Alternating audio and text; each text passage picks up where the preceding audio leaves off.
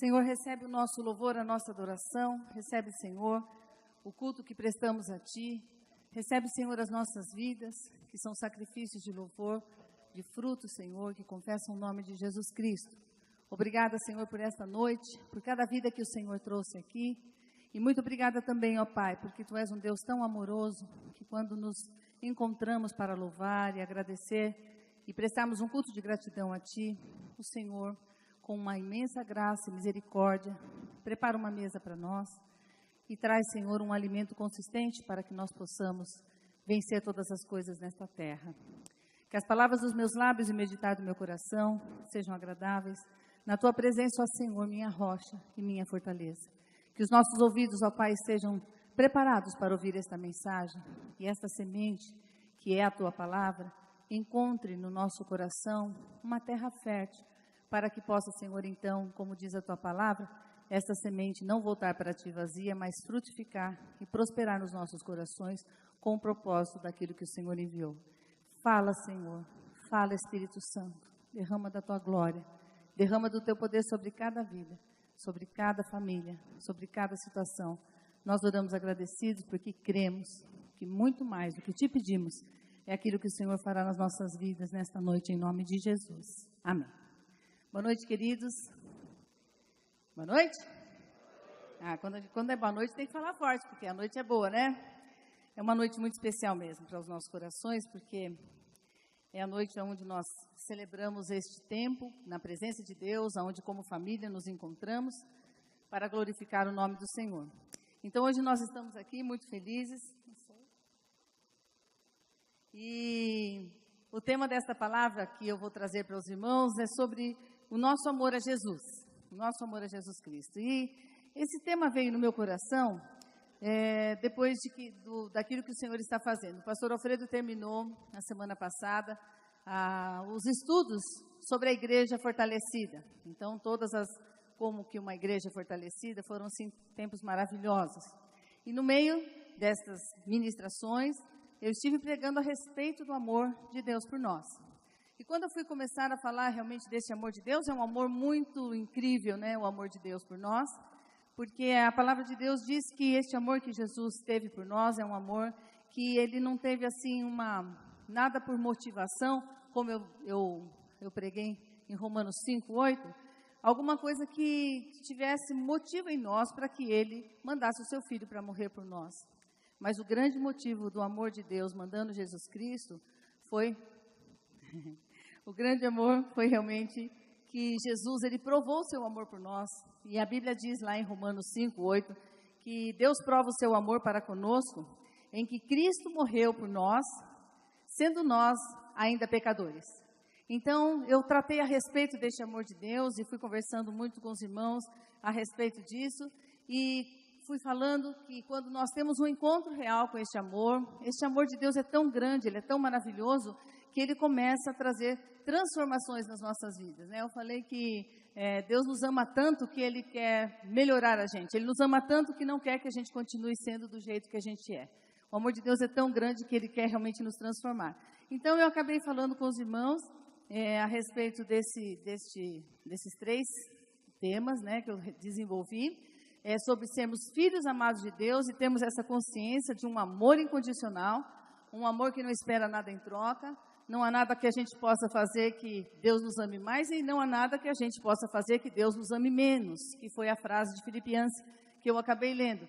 Por quê? Porque o amor de Deus, ele não está atrelado àquilo que a gente faz ou àquilo que a gente deixa de fazer. O amor de Deus por nós está atrelado àquilo que a gente é para Ele. E nós somos imagem e semelhança de Deus.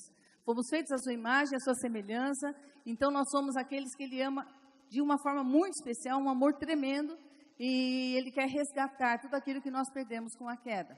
E fomos tratando disso. O amor de Deus nos transforma, que é a segunda posição, o segundo entendimento que nós tivemos. Então, nós temos um encontro com o amor de Deus nos transforma, mas esse amor de Deus nos transforma com um propósito, e esse propósito é o propósito realmente de mudar a nossa vida, a ponto de outras pessoas serem tocadas por isso. Um amor que nos transforma, e é tão grande essa transformação que a gente alcança outras pessoas e essas pessoas são transformadas, amém? É lindo demais. a gente vê como o processo de Deus e a maneira como Deus age na terra é através dos seus filhos. Por isso que Ele quer nos resgatar. Porque as pessoas só serão resgatadas a partir daquilo que o Senhor fez nas nossas vidas. Nós somos agora os representantes de Deus, que estaremos dando, então, continuidade àquilo que o Senhor tem para as nossas vidas.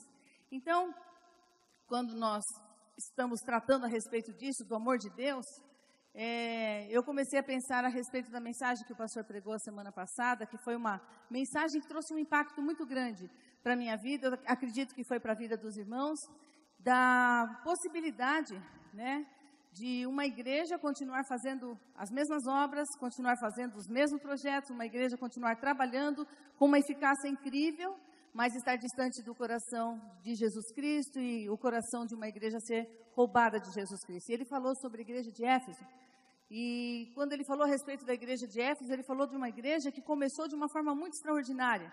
Essa igreja de Éfeso, uma igreja que no início, assim que Jesus ressuscitou e no início da igreja, ela foi uma igreja saudável, uma igreja que trabalhou, uma igreja que fazia o seu trabalho, que era atenta às coisas que estavam acontecendo ali, uma igreja que não permitia as coisas erradas. E aí, o que aconteceu é que essa igreja de Éfeso estava muito diferente em Apocalipse. Em Apocalipse, o próprio Jesus vem para falar com essa igreja de Éfeso. E quando a gente faz um paralelo de uma igreja saudável e uma outra igreja que Jesus faz um paralelo dizendo, olha, eu vejo que vocês são perseverantes, eu vejo que vocês não permitem as coisas ruins, eu vejo que vocês denunciam aquelas pessoas que se dizem apóstolos, mas não são porque são mentirosos, eu vejo que vocês são muito cuidadosos e eu estou vendo tudo isso, o seu trabalho árduo, vocês aguentam a perseguição, vocês passaram por todas as lutas, mas eu tenho, porém, contra ti que você deixou o primeiro amor. Você não está mais me amando como me amava antes. E realmente aquilo ali me impactou. Domingo passado eu fui muito impactada com essa mensagem, eu chorei muito, porque eu falei, Deus, que perigo a gente chegar pertinho da sua vinda e o Senhor nos encontrar trabalhando, falando de Jesus, cuidando das células, fazendo a nossa obra, aguentando as perseguições e suportando as coisas, não aceitando as coisas erradas, mas o nosso coração se distanciar de Jesus Cristo. E aí nós somos convocados, porque o Senhor disse para aquela igreja, porque Ele é um Deus amoroso, Ele é muito misericordioso, Ele sempre nos dá oportunidade de recomeçarmos, Ele sempre nos dá a oportunidade de voltarmos, de olharmos para as coisas que nós estamos fazendo errado e retomarmos a nossa caminhada. E aí o Senhor diz, eu tenho, porém, contra ti isso. Eu estou denunciando que você está fazendo as coisas mecanicamente. É como se aquela igreja tivesse ligado o carro no automático, até esse automático que saiu agora, que não faz nada, né? O carro vai sozinho, que está lá um carro que eles estão experimentando. Inclusive, o coitadinho do cara que comprou morreu, porque o carro não estava previsto que alguém pudesse vir na contramão em cima dele e morreu nos Estados Unidos, né? Esse carinha que experimentou esse carro automático. Então, não é muito bom confiar nesse carro automático, né? Esse homem aí morreu lá nos Estados Unidos, fiquei sabendo desse carro novo. Então, é como se a igreja ligasse, ou como se nós ligássemos a nossa vida no automático e continuássemos a achar que somos cristãos, que está tudo certo com a gente, que nós estamos vivendo realmente essa... Já vi isso aqui? Já vi isso aqui? Vou ver isso aqui agora. E como se a gente tivesse, está tudo bem. Mas nós somos chamados, o Senhor diz, arrepende-te. Arrepende-te e volta para as primeiras obras. E aí nós somos então desafiados a colocar Jesus em primeiro lugar nas nossas vidas e não fazemos realmente as coisas por dever. O nosso ministério, ele não pode ser, fazemos as coisas por amor ao ministério.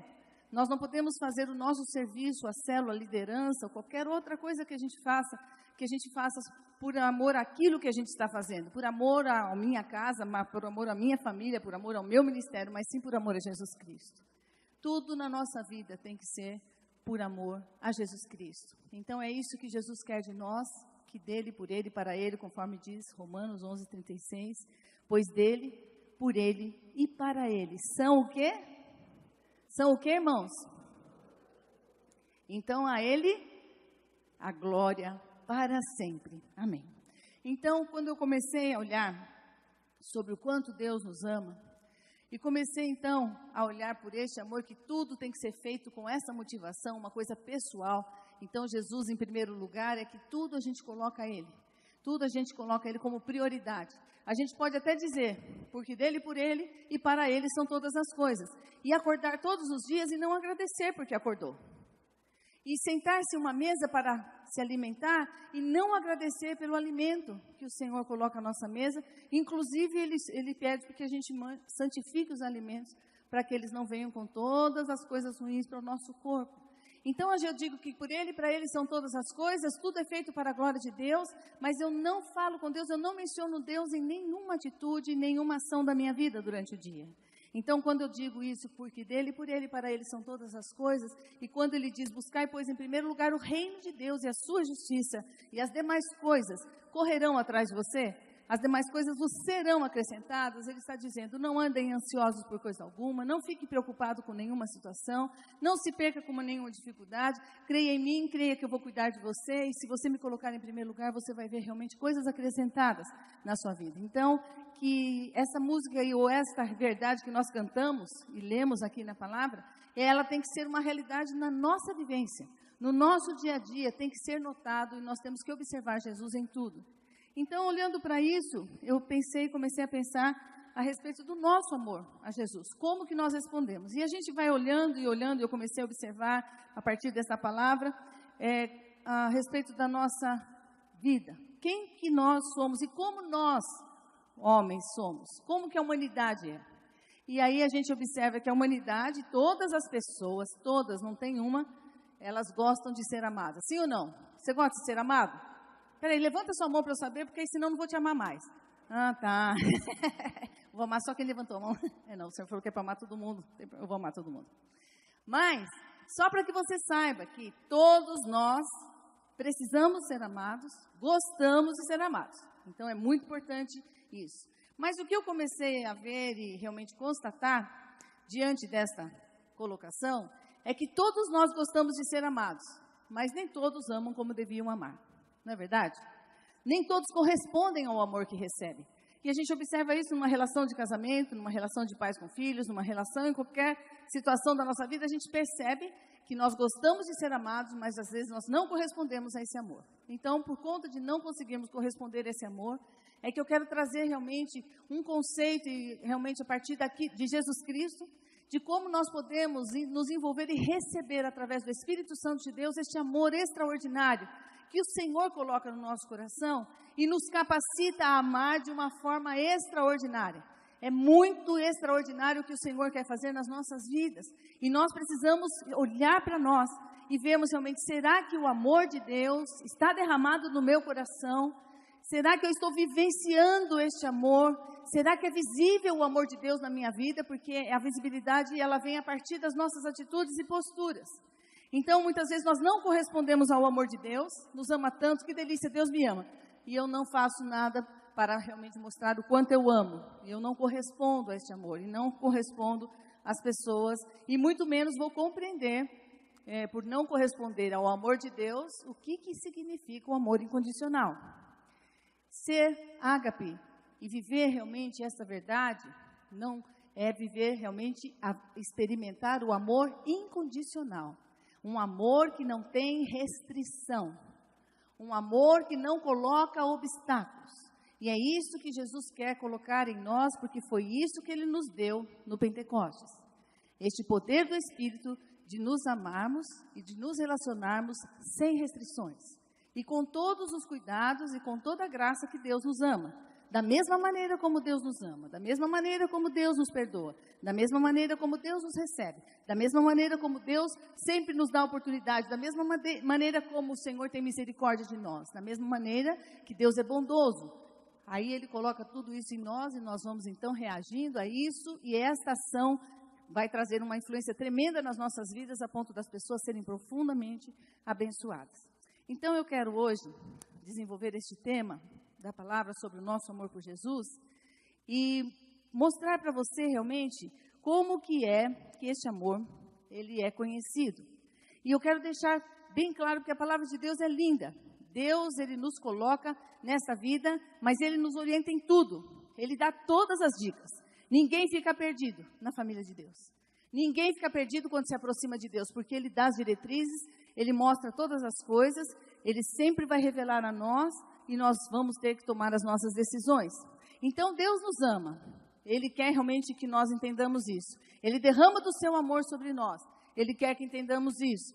Ele quer que nós estejamos colocando Ele sempre em primeiro lugar nas nossas vidas. Mas a única maneira de nós realmente correspondermos a este amor é com a nossa atitude. Não é uma coisa que acontece porque Deus entrou na minha vida e acabou. Não. E agora eu vou ter posturas.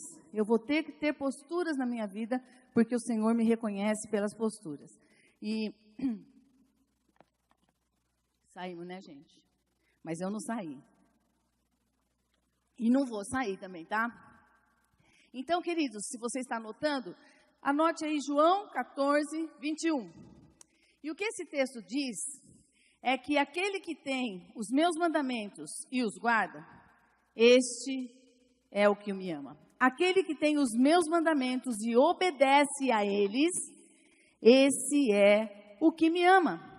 Então, o Senhor está dizendo que Ele reconhece que nós o amamos. Jesus, Ele tem uma maneira de reconhecer como nós o amamos de verdade. Então, isso quer dizer que nós não vamos agradar a Deus com a nossa estética, com a maneira como nós possamos fazer diante dEle, com os nossos olhos fechados ou chorando, ou nos vestindo de uma forma que caracteriza que há piedade no nosso coração. Porque Deus não se preocupa com a estética. Deus se preocupa com a ética. Deus está olhando sempre para as nossas posturas, para o nosso coração, e cada vez que eu levanto a mão, que minha vida cante a Ti. Que minha vida cante a Ti. Então não é os meus lábios, são os meus lábios com o meu coração. Os meus lábios e o meu coração cantam a mesma coisa.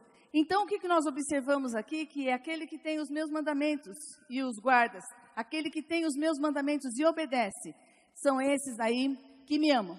Então, queridos, a verdade é que nós precisamos ter essas duas premissas na nossa vida. Os mandamentos, caiu de novo, sai daqui, Wagner. Os mandamentos, está indo voltando, Fefe. Não sei o que está acontecendo com essa criança. Filhinho, em nome de Jesus, fica quietinho, tá? Vai ficar? Tá aí, né? Mas tá torto, tá fora. Tá bom. Então, os mandamentos são algo que o Senhor estabeleceu, é a palavra de Deus, é o verbo, é o que Deus estabeleceu para as nossas vidas, e Ele falou, quem tem os mandamentos e obedece, esse é o que me ama. Tem muita gente que tem o mandamento, mas não obedece, e aí Ele sabe, esse não me ama, porque se me amasse, Ele ia obedecer meus mandamentos. Então, obedecer os mandamentos do Senhor é a mesma coisa que a palavra de Deus diz em Tiago, sede, pois, praticantes da palavra, e não somente ouvintes. Por quê?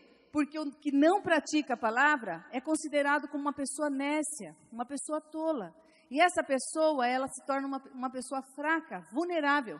Qualquer vento de doutrina leva uma pessoa que não pratica a palavra de Deus. Qualquer vento de doutrina e qualquer movimento, e muitos movimentos vão aparecer cada vez mais nos últimos dias. Qualquer movimento vai carregar as pessoas que não querem vivenciar essa obediência, porque estão desatentas e não têm realmente como ser guiado pelo Senhor. Porque quem tem os meus mandamentos, quem guarda os meus mandamentos, aquele que pratica a palavra, é uma pessoa sábia. O nécio é aquele que é levado por todo o vento de doutrina, de um lado para o outro, jogado para lá, jogado para cá, agora é isso, agora é aquilo, agora é derrama, agora é cair, agora é ouro, e vão sendo envolvidos com tantos movimentos, e não é nada disso, porque o movimento do Espírito Santo é um só, desde o começo, nos fazer amar a Jesus Cristo. Amar a Deus sobre todas as coisas e ao próximo como a nós mesmos. Esse é o propósito de Deus para a vida da humanidade. E a partir do amor de Deus nos transformar e nós sermos transformados. E um ao outro ajudou e diz, esforça-te, um ao outro auxiliando de uma forma extraordinária. Este é o princípio e o fundamento. Então, esta igreja, a Igreja Ágape, ela não vai sair deste fundamento, dessa verdade, porque a única coisa que vai nos levar ao céu é aquele que tem os mandamentos e aquele que obedece, verdadeiramente aquele que ama Jesus Cristo. E este que ama Jesus Cristo será amado por meu Pai, disse Jesus, e eu também o amarei e me manifestarei a Ele. Jesus quer se manifestar a nós. Jesus quer se manifestar, Deus Pai quer derramar da sua glória, da sua bênção, do seu poder, do seu Espírito sobre as nossas vidas. Mas tudo isso está atrelado a um movimento que eu e você precisamos fazer. Não é algo que Deus faz, Não é Ele que me faz obedecer. Senhor, me ajuda a obedecer. Eu falei, não posso te ajudar porque você que decide obedecer ou não. Eu coloquei liberdade, eu coloquei para você o livre-arbítrio. Você escolhe obedecer ou não. Só que a sua escolha sempre terá consequência. O que você escolher terá consequência. Então, queridos, quando nós vamos nos deparando com a palavra de Deus, nós vamos vendo que coisa mais linda. Davi, ele compreendeu o poder da palavra. E olha o que a palavra vem fazer. Ela não vem me limitar. Ela não vem me impedir de ser livre. Ela não vem me impedir de fazer um monte de coisa. Muito pelo contrário, ela vem trazer cura para a minha vida. Salmos 19, de 7 a 11, diz assim: a lei do Senhor é perfeita. Os mandamentos do Senhor são perfeitos. E nos dá novas forças. Quem que não quer novas forças? Quem que não quer uma renovação? Quem que não quer realmente condições de enfrentar a vida? E a palavra de Deus diz que quando nós temos os mandamentos, obedecemos, o Senhor diz, essa lei, isso que eu estabeleci, vai gerar para a tua vida novas forças. É um presente de Deus para nós. Os seus conselhos, que são tudo relacionado à palavra, merecem confiança e dão sabedoria às pessoas simples. Então, a questão não é ter conhecimento, intelectualidade e ter um desenvolvimento intelectual, uma capacitação incrível, porque, aliás, a gente vê que muitas pessoas até que têm tanta capacitação não conseguem compreender a simplicidade do Evangelho. Mas a palavra de Deus diz que os conselhos do Senhor, os mandamentos do Senhor, dão sabedoria às pessoas simples. Porque a questão não é da intelectualidade, mas sim da inteligência emocional, a capacidade de compreender a palavra. E os ensinos do Senhor são certos e alegram o coração. Então, tudo que Deus fala é para que o nosso coração seja alegre. O Senhor quer que nós tenhamos uma alegria completa. Eu quero que vocês tenham uma alegria completa. Vocês podem conhecer uma alegria passageira por conta de situações que você possa receber. Mas eu quero que você tenha uma alegria completa. E a melhor alegria que você pode ter é quando você obedece os mandamentos. O Senhor diz, o teu coração se alegra. O teu coração fica satisfeito, porque você é protegido de um monte de situações e um monte de enfrentamentos por obedecer esses mandamentos. Então, os mandamentos do Senhor é para colocar a nossa vida em ordem. Não é uma ordem de Deus, mesmo porque Ele nos deixa a liberdade para escolher, mas para colocar a nossa vida em ordem. Os seus ensinamentos são claros e iluminam a nossa mente. Que o Espírito de Deus esteja trazendo sobre a sua vida nesta noite um ensinamento, clareando a sua mente para que você possa compreender como é maravilhoso obedecer a palavra de Deus. Que privilégio para nós é isso. O temor do Senhor é bom e dura para sempre. Então é muito importante temer a Deus, é levar Deus a sério, ter realmente esse conceito a respeito de Deus, de como é maravilhoso agradar a Ele, é como é maravilhoso amar a Jesus Cristo. Seus julgamentos são justos e sempre se baseiam na verdade. Então eu não preciso me preocupar com a justiça humana, não preciso me preocupar com as injustiças que acontecem comigo. Por quê? Porque o Senhor é justo e tudo que Ele julga é baseado na verdade. Então eu aguardo Deus cuidar das causas que nós passamos, Deus cuidar das dificuldades que enfrentamos, Deus cuidar das calúnias que passamos e não permitimos que essas coisas dominem o nosso coração a ponto da gente não ter uma vida alegre, a ponto da gente não ter uma vida agradável. Os seus ensinamentos são mais preciosos do que o ouro. Então o Senhor está dizendo que a palavra de Deus é um tesouro. É a maior riqueza que nós temos. É a maior riqueza porque ela traz cura para nós. Ela muda a nossa história, é algo extraordinário. A palavra de Deus, a Bíblia diz que é doce, mais doce do que o mel. Mais doce até do que o mel mais puro. Então está dizendo realmente que aquele melado, aquela coisa que traz prazer no sentido do deserto, o mel era um sustento extraordinário para as pessoas que estavam ali viajando no deserto a pé. E a palavra de Deus é isso que ela faz, ela traz essa coisa doce, tudo está amargo ao redor, a situação está triste, as coisas estão complicadas diante dos nossos olhos, as circunstâncias não estão como a gente gostaria que estivessem, mas a palavra de Deus, ela vem como um doce, puro ao nosso paladar. E aí o salmista, Davi, dizendo, Senhor, os teus ensinamentos dão sabedoria a mim, teu servo, e eu sou recompensado quando lhes marque isso no teu coração. Muita gente quer comer o mel, muita gente quer viver a alegria do coração, muita gente quer usufruir desta paz, mas o princípio é obedecer os mandamentos. E é assim que nós somos reconhecidos. Então, hoje eu quero falar para os irmãos como que nós podemos alcançar esta obediência. Como que nós podemos atingir isso. E eu quero trabalhar com vocês a respeito dessa situação e olhar para a vida de Jesus. Não tem como olhar para Jesus. Ele é aquele que nos ensina a obediência. Olhar para a vida de Jesus é olhar para uma vida que soube obedecer a Deus e obedeceu até o fim, até a morte. Então, isso fala de uma constância nas nossas vidas. Não é obedecer hoje, mas amanhã não obedecer. Hoje eu aceito isso, mas amanhã eu não aceito. É obedecer sempre, todos os dias, nós tomarmos uma decisão de obedecer a Deus. Todos os dias tomarmos uma postura de vivermos isso. E Jesus foi até a pior morte que se possa ter, que é a morte de cruz, ele foi obediente. Então, o segredo está aqui para nós entendermos o que é e como que nós vamos conseguir ser obedientes. Qual que é o segredo de Jesus? O segredo de Jesus está em Filipenses 2:8. Embora no início deste texto diz que ele deixou a sua glória. Ele se esvaziou da sua glória e ele veio em forma humana. E a maneira como ele conseguiu a obediência foi porque, assim, na forma de homem, humilhou-se a si mesmo, entregando-se à obediência até a morte de cruz.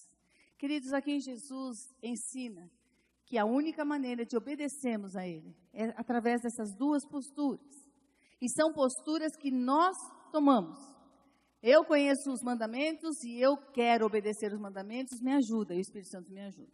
Mas eu tomo essa postura, eu vou obedecer o que o Senhor está falando. Eu quero me humilhar, eu vou me humilhar, não é Deus que vai me humilhar, não é nenhuma pessoa que vai me humilhar, mas o Senhor diz que Jesus humilhou-se a si mesmo. Ele realmente se esvaziou, e é isso que nós precisamos fazer para alcançarmos a obediência. E se humilhar é abrir mão da arrogância, do conhecimento, do conceito e tudo aquilo que nós temos. Humilhar-se é aceitar aquilo que a palavra de Deus está dizendo e abandonar qualquer conceito que seja contrário à palavra de Deus. E essas são as duas maneiras, é humilhar-se a si mesmo, e eu achei muito lindo nessa versão, que ele entregou-se à obediência. E é isso que nós precisamos fazer para agradar a Jesus, para que Ele reconheça que nós o amamos. Eu me entrego à obediência. Isso quer dizer que tem sacrifício. Isso quer dizer que não é fácil, é uma vida realmente de sacrifício, porque abandonar os nossos pensamentos, abandonar conceitos, abandonar coisas que nós recebemos e que muitas vezes estão dentro de nós, pode ser muito difícil, mas é a única maneira de nós conseguirmos obedecer a Deus, é esvaziar dos nossos pensamentos e conceitos e nos entregarmos à obediência. É uma entrega. Duas posturas de entrega, duas posturas de sacrifício, e Jesus espera que isso faça diferença nas nossas vidas. Então, todos os dias, em toda conversa, em toda situação, em várias situações do seu dia, você vai ter que se humilhar e se entregar à obediência. Porque muitas vezes a vontade é revidar, muitas vezes a vontade é acabar com a pessoa que está perto de nós, muitas vezes é colocar a nossa opinião acima de tudo e não abrir mão daquilo que a gente tem como conceito.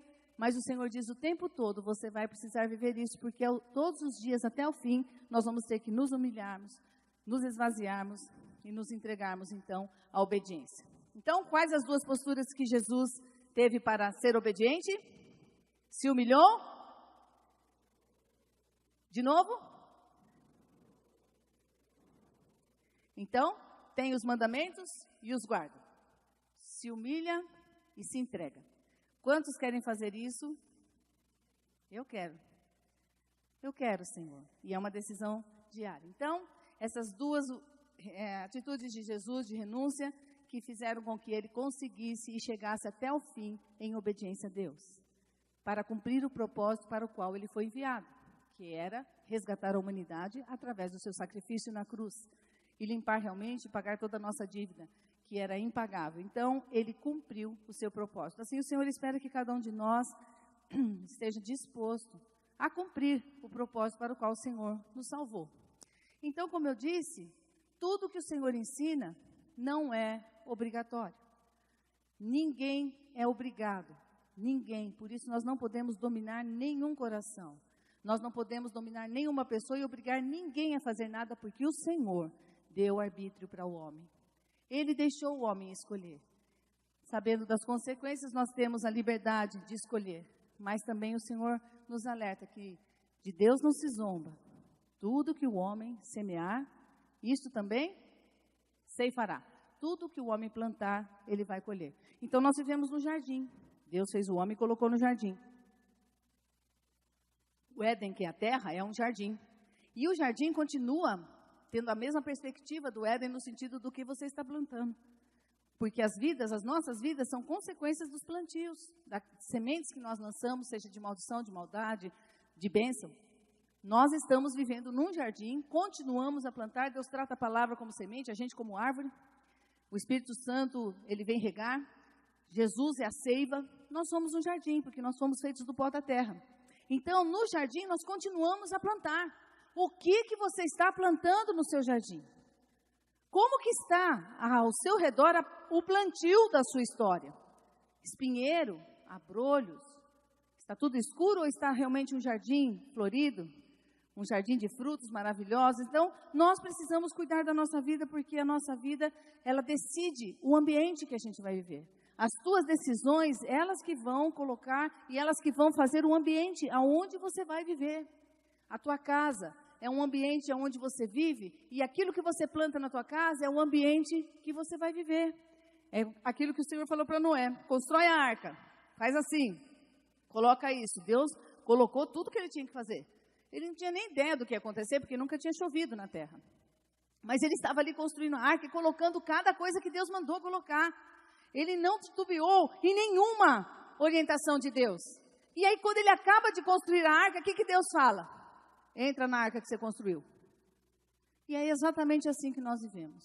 Nós construímos a nossa vida e entramos na arca que a gente constrói. E se ele tivesse desobedecido a Deus, com certeza o dilúvio entraria naquela arca e acabaria com a vida dele e da família que Deus estava preservando. Por isso, queridos, nós precisamos entender o que Deus tem falado aos nossos corações.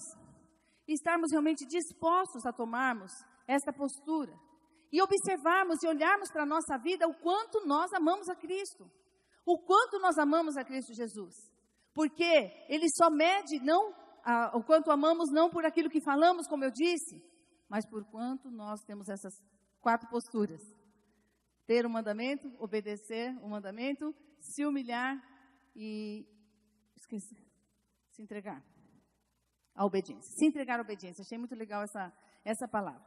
Então, quando nós entendemos isso, nós vamos entender o que é lindo na nossa vida. Bom, tudo aí está muito bonito, lindo de se ouvir, embora difícil de se viver. E aí a gente fala: mas pastora, minha vida é tão complicada.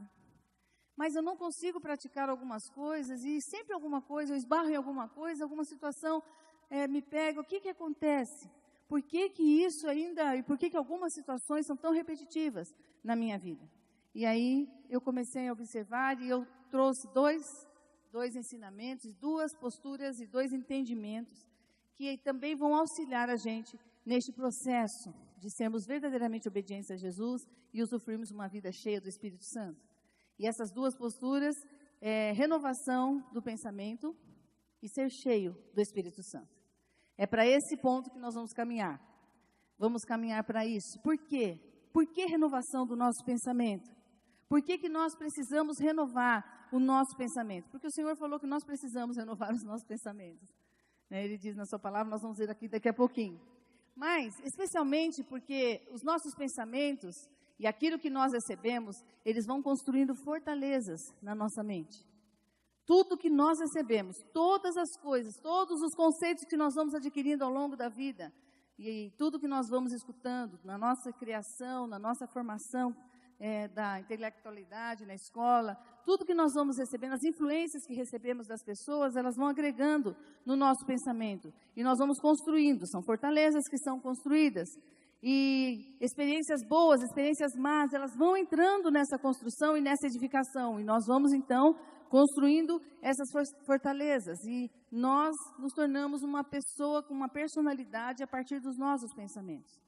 Nós tivemos aqui um problema muito sério com uma pessoa que ela construiu a sua personalidade olhando para um país que não tem nada a ver com o Brasil. E ela se identificou, um homem que teve um problema muito sério no seu casamento, há uns 20 anos atrás, quase 30 até, que nós estávamos ali aconselhando, mas a gente não conseguia fazer com que ele amasse a sua esposa, com que ele fosse amoroso, cuidadoso, elogiasse e tivesse ali realmente sensibilidade. Por quê? Porque ele olhou para um país, e ele estava estudando um inglês britânico, e ele falou, eu quero ser como os ingleses. E os ingleses, eles têm uma postura fria, uma postura muito gelada, uma postura muito indiferente, porque esse é o espírito que tem na Europa. E esse moço trouxe esse espírito para o Brasil, não deu certo. Não deu certo porque ele nunca pôde compreender a sua esposa, nunca pôde amar a sua esposa como deveria amar, porque ele pegou e adquiriu uma personalidade a partir de pensamento, porque ele pensou, quem que eu vou ter? Porque ele não tinha uma referência de pai, não tinha uma referência de família, e ele falou, eu vou pegar uma referência. Então, depois de muitos anos trabalhando com ele, que nós fomos saber por que tanta frieza, por que esse jeito estranho de ser. É porque ele pegou uma personalidade e ele, através do pensamento, ele adquiriu uma personalidade que não era ideal para o seu casamento. Então, quando Jesus fala a respeito de estarmos quebrando essas fortalezas, é porque tem fortalezas que estabelecem a nossa vida. Nós nos tornamos o que pensamos. Nós somos fruto do nosso pensamento, por isso que o Senhor fala para renovar a nossa mente. Por isso que o Senhor fala para nós não adquirirmos os pensamentos aí conforme Romanos 12, 2. Por quê? Porque nós somos aquilo que pensamos. Aquilo que você tem na sua alma, assim você é. Aquilo que deseja, aquilo que você olha, aquilo que você constrói na sua mente. Então, o Senhor trouxe para nós uma condição de ficarmos livres das influências que não estão causando bem e não fazem bem para nós e nem para aqueles que convivem com a gente. E aqui está uma revelação do porquê que a gente não consegue obedecer a palavra. Porque nós temos uma fortaleza construída na nossa mente a respeito de um conceito de Deus e não há quem tire. Não há quem tire, por quê? Porque se a gente não se humilhar e se entregar à obediência, nós não vamos chegar ao ponto onde Deus quer. Por que as pessoas não aceitam as coisas de Deus? Por que as pessoas não aceitam a ordem de Deus? Olha, isso eu aceito, mas dízimo, oferta e primícia eu não consigo entender e não compreendo. Não existe isso, porque tudo é complexo em Deus, tudo é completo.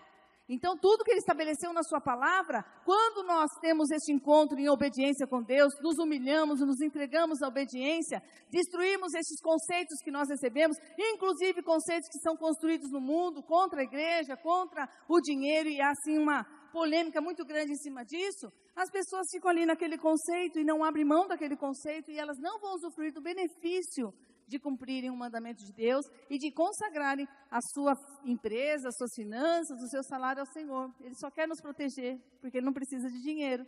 Quem precisa somos nós.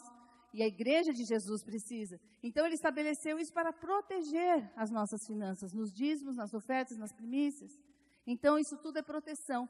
E o Senhor diz, então, que você precisa mudar o teu conceito e observar se não tem um pensamento impregnado na tua mente, que está impedindo você de vivenciar a excelência da vida cristã, a plenitude do Espírito Santo de Deus. E o Senhor diz, pois as armas da nossa guerra não são terrenas, mas poderosas em Deus para destruir fortalezas. Então, o Senhor diz, olha, vocês estão numa guerra, e vocês estão em conflito, e vocês vão sempre ter conflitos, e o diabo está se aproveitando para trazer esses conceitos na sua mente, esses conflitos, seja por uma experiência amarga, por uma tristeza, alguma coisa que marcou a sua vida, para que você não conheça, não tenha conhecimento de Deus. O único objetivo do diabo é que nós não tenhamos o conhecimento pleno do amor de Deus. Que a gente não tenha a plenitude daquilo que o Senhor tem para nós. Então, Ele vai enfiando coisa na nossa mente, pensamentos errados, e as pessoas ficam ali batendo o martelo. Mas eu penso assim, mas eu acho assim, mas é assim que eu sinto, e assim está a história da humanidade.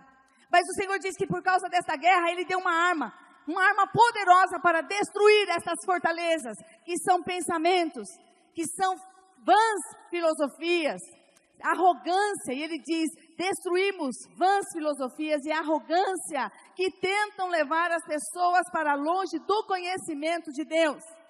E ele diz que as nossas armas são poderosas para destruir esses conceitos, para destruir essas coisas que nós deixamos encalacrada, presa nas nossas vidas. O Senhor diz, a minha arma, a minha palavra é poderosa para destruir essa mentira, este mal que o diabo lançou sobre a sua vida, ainda que seja uma verdade que você tenha vivido.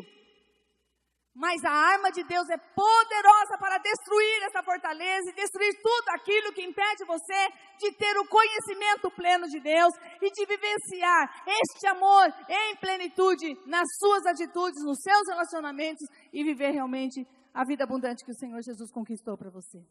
Amém?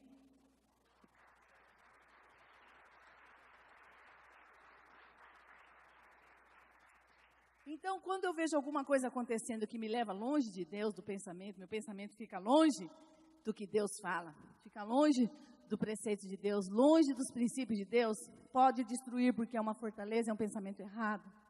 E aí ele diz que quando você destrói esses pensamentos vãos, esses pensamentos errados, essas filosofias, muitas pessoas estão aprisionadas até na maneira como elas receberam a vida espiritual, a religião que elas receberam como herança. As pessoas vêm conversar comigo, falam, pastora, mas a vida inteira eu fui católica, a vida inteira eu fui espírita, eu pratiquei, estava na Umbanda e não sei o quê, é isso que eu aprendi. E aí, para desmanchar esse conceito, só as armas poderosas de Deus, para colocar a pessoa conhecendo a Deus, porque a única maneira de chegar a Deus é por meio de Jesus Cristo. Disse Jesus, eu sou o caminho, a verdade e a vida. Ninguém vem ao Pai se não for por mim, ponto. Fora de Jesus não tem nada. Fora de Jesus não tem verdade.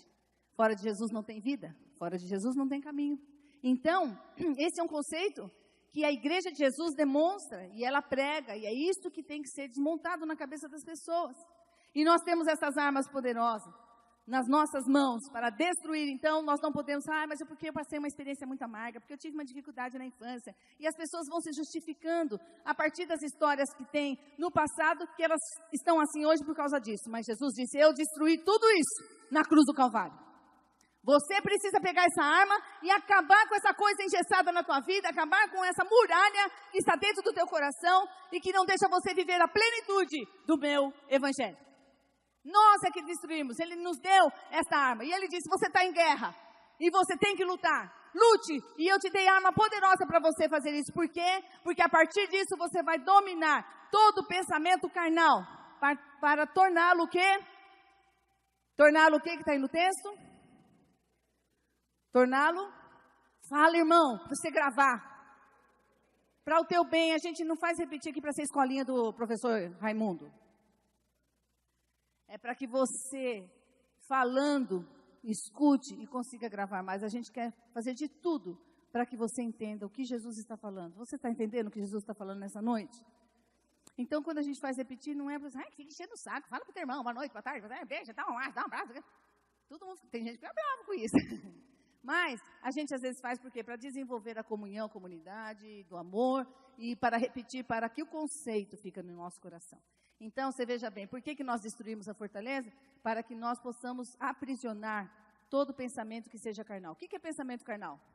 É não querer perdoar, é não querer ajudar, é não querer pedir perdão, é não querer parar de mentir, é não querer parar de se prostituir, pensamento carnal, desejos. Então, o Senhor diz, se você destrói a fortaleza que te aprisionou em algum pecado, seja ele da pornografia, da homossexualidade, da prostituição, do cigarro, da bebida, das drogas, seja o que for, da mentira, da gula, né, que está tudo lá na lista. Então o Senhor diz, quando você destrói as fortalezas que te aprisionaram, com as armas de Deus, você vai ser obediente a Jesus Cristo. Estou dando a dica, é o que o Espírito Santo de Deus falou no meu coração, para que a gente possa entender como que eu posso obedecer ao Senhor. Então, é isso que o Senhor quer, que a gente tenha como compreensão, que as armas que a gente recebe, ela é poderosa, e a gente pode fazer e cumprir isso. É uma ordem de Deus mudar a mente. Renovação da mente, é metanoia, é mudança de vida, mudança de pensamento. Eu não vou ser aprisionado a nenhuma situação do passado. Por quê? Porque agora todas as coisas se fizeram novas. Se alguém está em Cristo, nova criatura é. E o que o texto diz? As coisas antigas já passaram. Não viva nenhuma coisa antiga na sua vida. Não se desculpe, não dê desculpa sobre as coisas antigas que aconteceram na sua vida. Porque o Senhor diz que se você está em Cristo, se você recebeu a Cristo, se você teve este envolvimento com Cristo, as coisas antigas já passaram. Porque só o Espírito de Deus pode fazer todas as coisas novas na nossa vida. Mudando a nossa mente, mudando o nosso comportamento, nos libertando de qualquer coisa que nos tenha aprisionado. O Espírito de Deus é poderoso e Jesus Cristo conquistou isso na cruz do Calvário. Não há nada mais que possa me prender.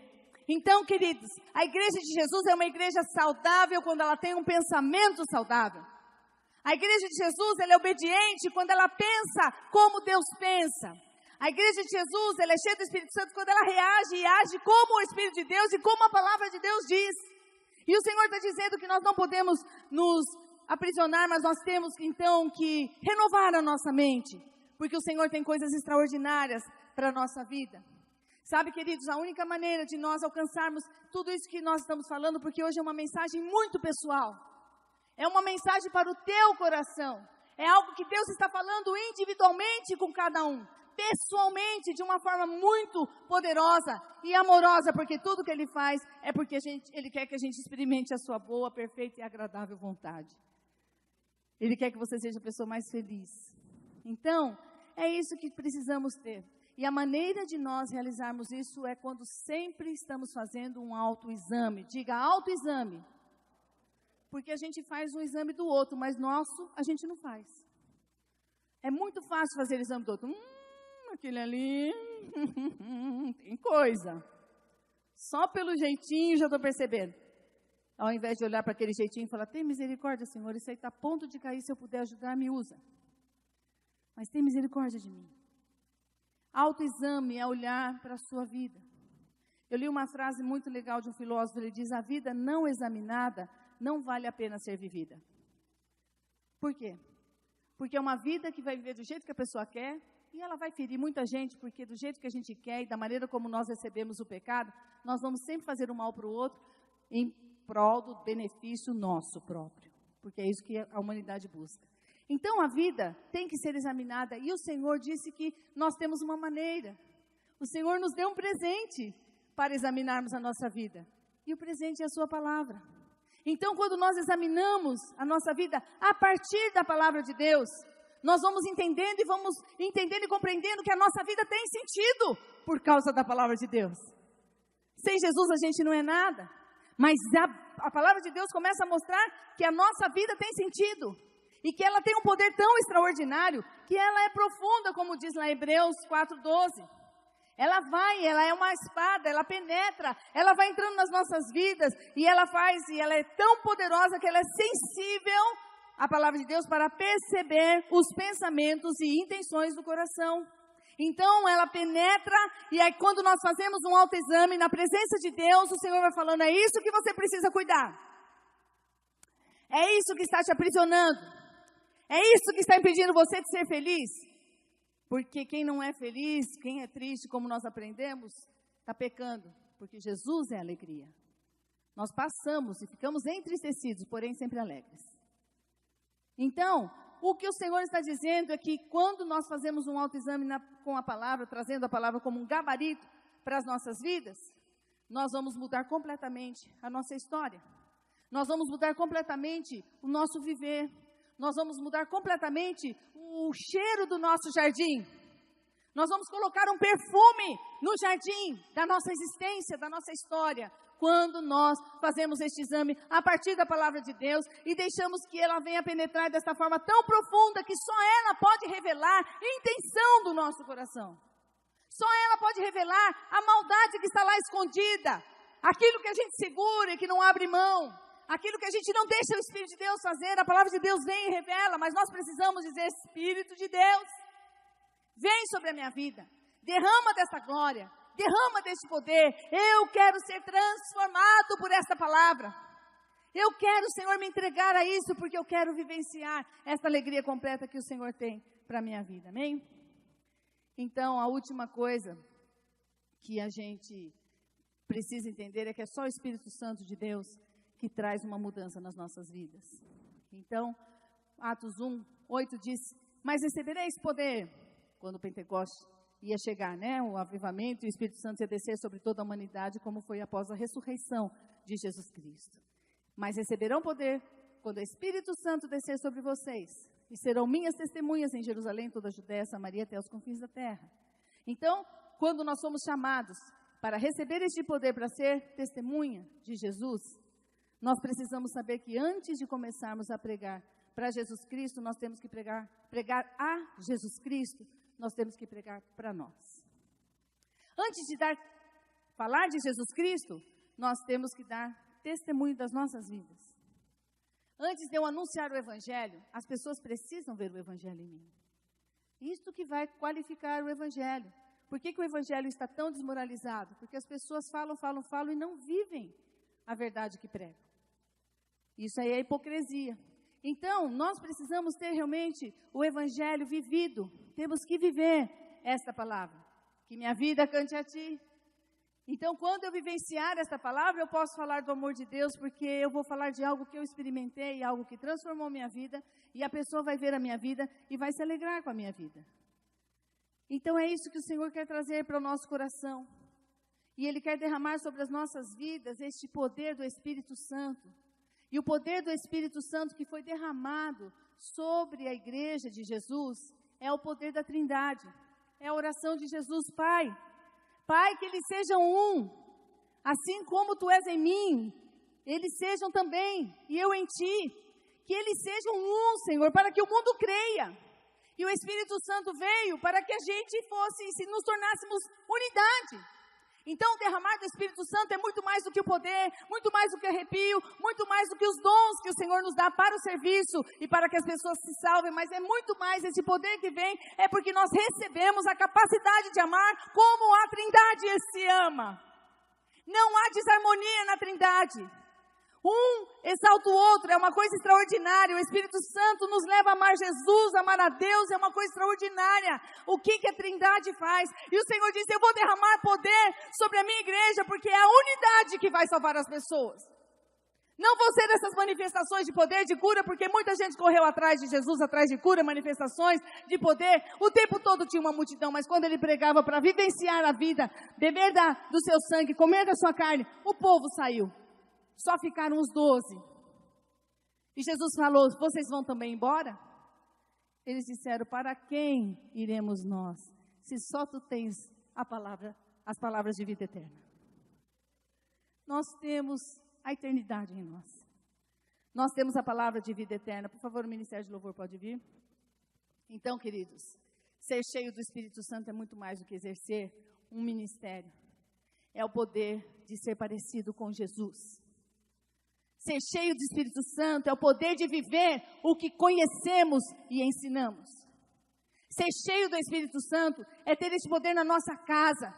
E a maior prova de que uma igreja é cheia do Espírito Santo é quando existe unidade na igreja. Quando não tem separação, quando não tem desavença, quando não gosto daquele, não cumprimento aquele, não existe isso. Porque nós fomos chamados para vivermos em unidade, em comunhão e acertarmos todas as coisas, porque o poder que recebemos do Espírito Santo é o poder de amar. E amar ágape, incondicionalmente. E não alimentar no nosso coração nenhuma desavença. E o Espírito Santo de Deus quer fazer isso com as nossas vidas.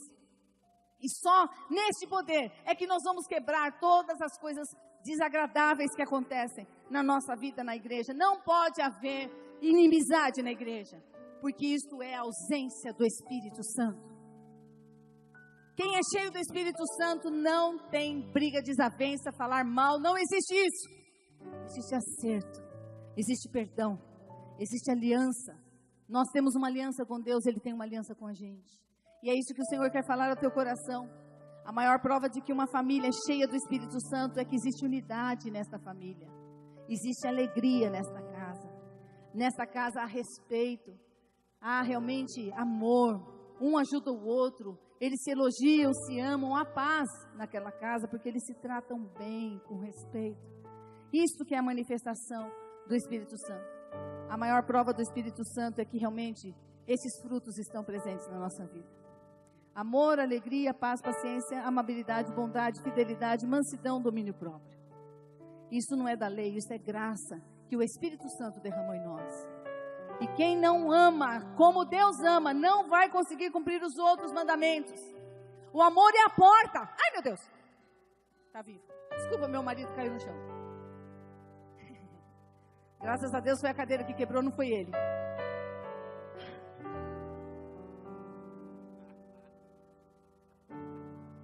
Desculpa atrapalhar. Não atrapalhou não, irmãos. Ficou até divertidinho. Não machucou, né, querida? E eu nem dei aquela risada, hein? Estou me controlando em casa, eu dou.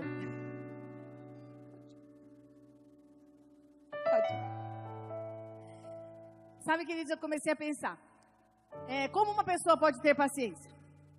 Como que uma pessoa pode ser fiel? Como uma pessoa pode ser bondosa? Como uma pessoa pode ter um autocontrole? Mansidão, domínio próprio. Como?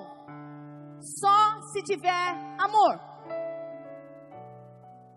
O amor é o que sustenta todos os frutos. E quem faz as outras coisas sem amor, está fazendo teatro.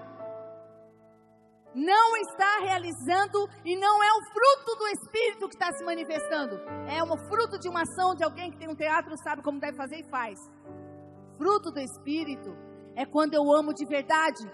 Amo a Deus, amo a pessoa, e porque amo a Deus e porque obedeço a Deus, eu tenho paciência, eu tenho graça, eu cuido da pessoa, eu sou bondosa, eu sou generosa, eu tenho paciência, eu sou amável para falar, sou fiel porque o fruto do Espírito está dentro de mim. Não sou fiel por causa de um conceito. Quem é fiel por causa de um conceito, uma hora deixa a fidelidade. Mas quem é fiel por causa do fruto do amor de Deus no seu coração, nunca vai trair nem o seu cônjuge, nem a Deus, nem a ninguém. É isso que o Senhor quer trazer para o teu coração. Sem amor, não somos nada. Sem este amor intenso, o amor da Trindade, sem este amor na nossa vivência, nós não realizamos os frutos de verdade. E eu encerro. Se eu falar com eloquência humana e com êxtase própria dos anjos e não tiver amor, não passarei de um rangido de uma porta enferrujada ou de um sino que bate. Sem amor. Se eu pregar a palavra de Deus com poder, olha só, é possível isso? É. Por isso que a gente não pode se enganar com o poder que a gente vê nas pessoas. Porque o dom é sem arrependimento, ele não vai tirar nunca. E a pessoa vai pregando para o inferno, com poder. Fazendo milagre para o inferno, porque o Senhor diz, eu não te conheço, eu só conheço aqueles que têm o meu amor. Se eu pregar a palavra de Deus com poder, revelando todos os mistérios e deixando tudo claro como o dia, ou se eu tiver fé para dizer a uma montanha, pula, e ela pular, e não tiver amor, nada serei. Sem amor nós não somos nada. Sem o amor de Deus nós não somos nada. Sem o amor de Deus no nosso coração, neste espírito de relacionamento saudável, nada do que a gente faz tem valor. Porque ainda diz, se eu der tudo que eu tenho aos pobres, e ainda for para a fogueira como Marte, mas não tiver amor, não cheguei a lugar algum. Por isso que a vida cristã não é vida de sacrifício, de serviço, de trabalho árduo, como muitos lugares estão fazendo com que as pessoas façam alguma coisa pensando que estão agradando a Deus. Não, porque Ele diz, não é isso que eu quero. Eu não quero sacrifício, eu não quero holocausto. Eu quero um coração obediente. Se eu fizer tudo isso, eu não cheguei a lugar nenhum. Assim não importa o que você fala do Evangelho. Não importa aquilo que você crê.